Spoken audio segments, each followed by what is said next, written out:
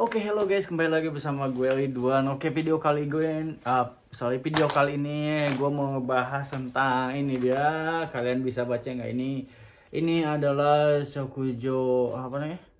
Gaishoku ya, sorry Gaishoku Tokutei Gino 2 Nigo atau misalkan nomor 2 ya guys ya. Ini adalah tekisto, ini adalah kisi-kisinya ya guys ya. Ini adalah textbooknya buat tes ya. Kalau kalian bisa baca ini semua, pahami ini semua, kalian akan lulus ya guys ya. Lulus Tokutei Gino nomor 2 dan kalian bisa banget tinggal di Jepang untuk dalam jangka waktu yang lama. Terserah kalian mau tinggal selamanya di sini, bisa mau tinggal cuman 10 tahun 20 tahun bisa ya guys ya di sini.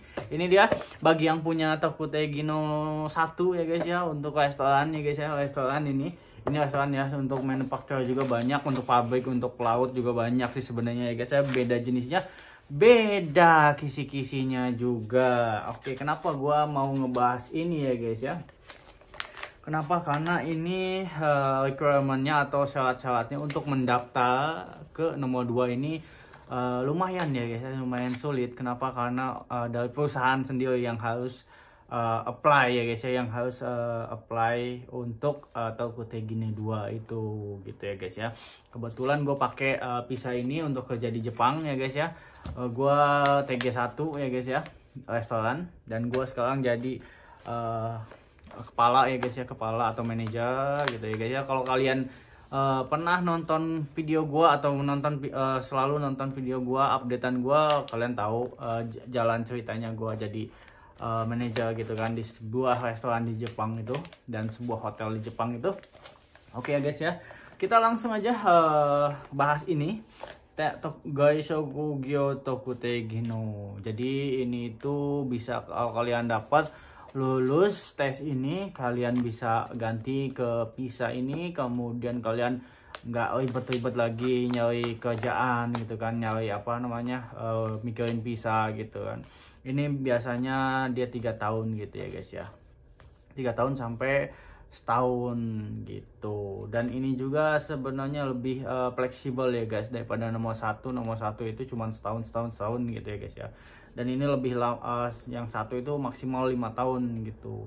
Makanya lebih enakan itu yang ini gitu kan. Ini bisa nggak terbatas gitu kan.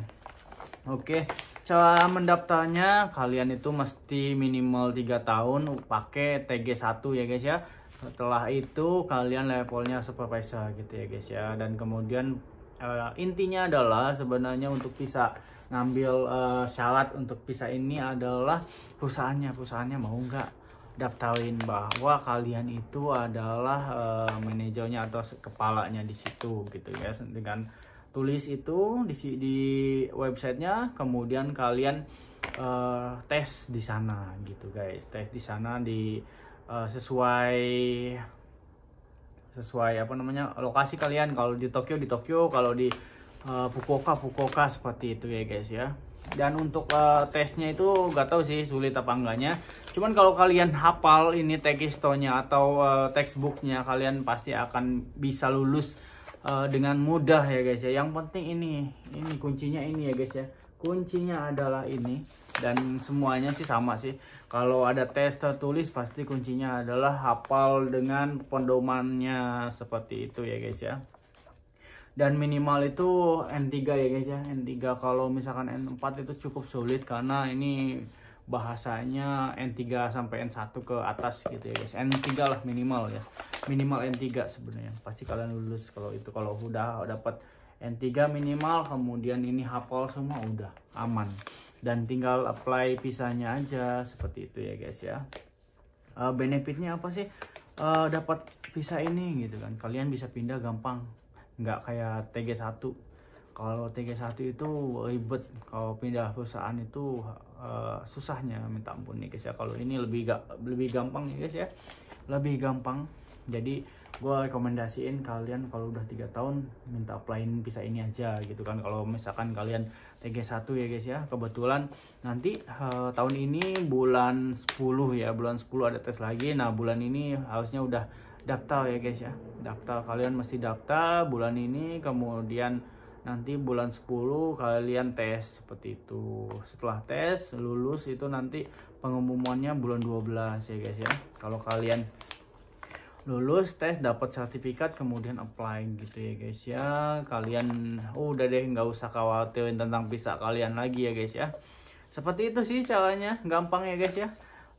Untuk level manager, level supervisor atau misalkan staff biasa sebenarnya bisa. Yang penting kalian apply di perusahaannya bisa apply apa enggak, itu masalahnya sih ya guys ya.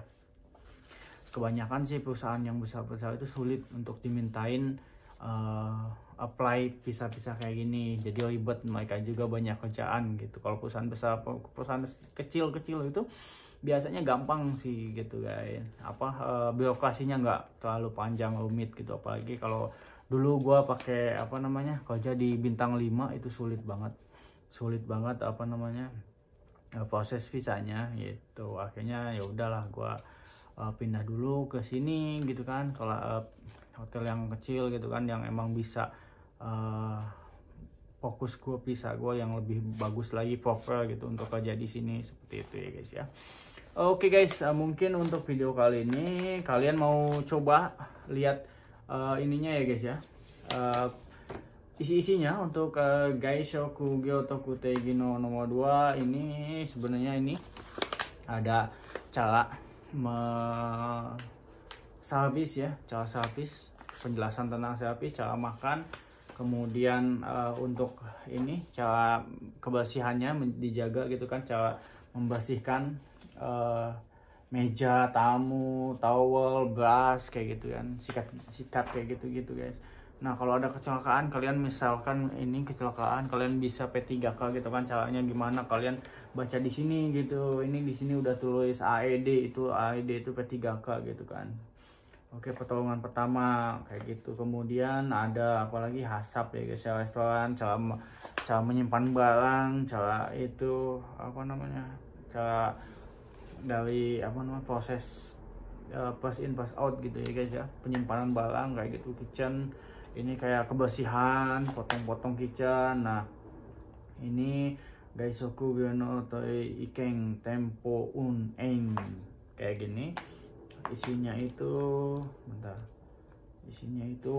kos ya guys ya, kos. Ini ada kosnya kayak gimana, penghitungan kosnya berapa lembar gitu kan, jadi kosnya berapa, ini semua ditulis ya guys ya, semua ditulis.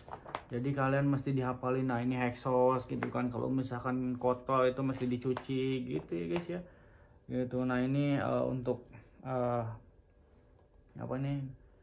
Shochu doku. Oke, shochu doku ini shokuchu doku itu keracunan makanan ya guys ya. Hasei jokyo ini dari tahun ke tahun ya guys ya, didata sama Jepang gitu. Jadi ini sebenarnya shochu doku itu kalau misalnya kalian kerja di restoran itu harus dipikirin ya guys ya, hati-hati ya guys ya. Ini ada pembelajarannya. Nah ini asap jatuhnya ya kan, towel, udah itu penyimpanan barang, Celsius degree-nya mesti dipikirin ya guys ya, jangan asal gitu kan. Nah kalau misalkan gula juga kayak gini, kok udah ada item-itemnya, kalian mesti pikirin ya guys ya, itu mesti bisa digunakan lagi apa enggak kayak gitu. Ini sih gitu aja sih sebenarnya. Kalau kalian kerja di restoran, di kitchen, pasti kalian paham lah ini kerja kalian sehari-hari gitu kan. Cuman ini dalam bentuk bukunya ya guys ya. Bukunya tebelnya segini, tebal seluas jari gua, satu luas jari gua segini.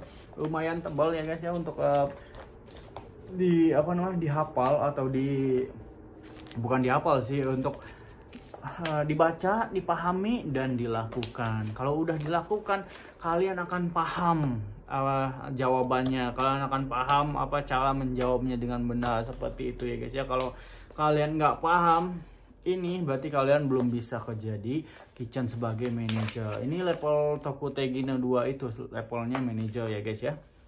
Jadi sesuai temanya. Jadi kalau misalkan kalian nggak paham ini, belajar dulu aja gitu ya guys ya. Kemudian kalau udah paham, kemudian kalau kalian benar dan perusahaan kalian mau mengapply ini, apply aja sih menurut gue sih. Ini lumayan juga kebantu kalau kalian nggak mau pulang ke Indonesia setelah 5 tahun, kalian coba apply ini aja sih ya guys ya, kisahnya seperti itu sih ya guys ya.